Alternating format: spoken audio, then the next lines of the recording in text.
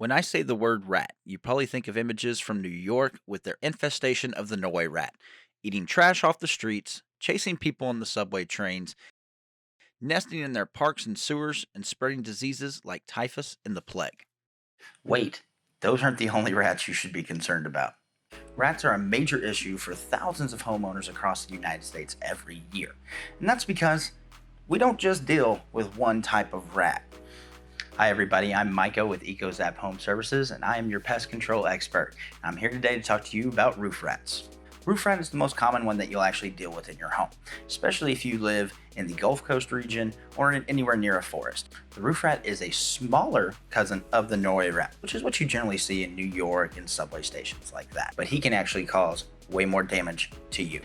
As we come into fall, rodent season is upon us. This time of year, October, November, December timeframe, is whenever rodents start moving. Whenever I say moving, I don't mean moving down the street. I mean they're moving into your home. During the colder months, rodents love to be in those nice warm areas like we keep our houses. And your attic provides a perfect place for them to nest, reproduce, and cause damage. Two front teeth of rodents never stop growing. They have to constantly gnaw on things to keep it filed down so that they don't actually have complications while they're trying to eat. One of the quickest ways to see if you have rodent damage is to check the exterior of your home. If you see things like this, where they have chewed through the wood on the side or on the soffit areas, then you possibly have an issue with rodents getting into your attic. Make sure you pay attention to wires such as these, because oftentimes rodents will chew on these, wood, and insulation. They can even chew through concrete and steel pipes. Modern homes actually have PVC pipes that run their hot and cold water through the attic instead of coming up through the foundation. Oftentimes, squirrels and rats will chew through those to get water, and that's damage you don't want to have to fix. Hey Micah, does that mean that they can chew through my AC as well? Yes, they absolutely can chew through your AC system. Rodents' hearing is absolutely amazing, but they can't see all the best. So oftentimes you'll actually find their droppings running along walls, and their droppings can contain hantavirus, which is actually an upper respiratory infection that you really don't want. Rats and mice defecate and urinate everywhere.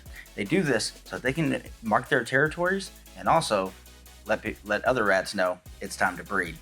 And speaking of breeding, just 2 rats in a single year can have over 15,000 descendants. Rats reproduce at such an alarming rate that they can have 12 in a litter and have 1 litter a month, and each of those litters start reproducing after 2 months. That leads up to 15,000 in a single year. My grandma used to say when there's 1, there's 2, and that actually applies perfectly to rats. Instead of where there's 1, there's generally 3. Rodents are nocturnal creatures, so you'll mainly hear them around the midnight to 3 a.m. time frame. So if you're a heavy sleeper, you're not going to hear them. If you're anything like me, you only get up in your attic once a year to get down the Christmas decorations. TV boxes like this provide a perfect place for rodents to nest every year.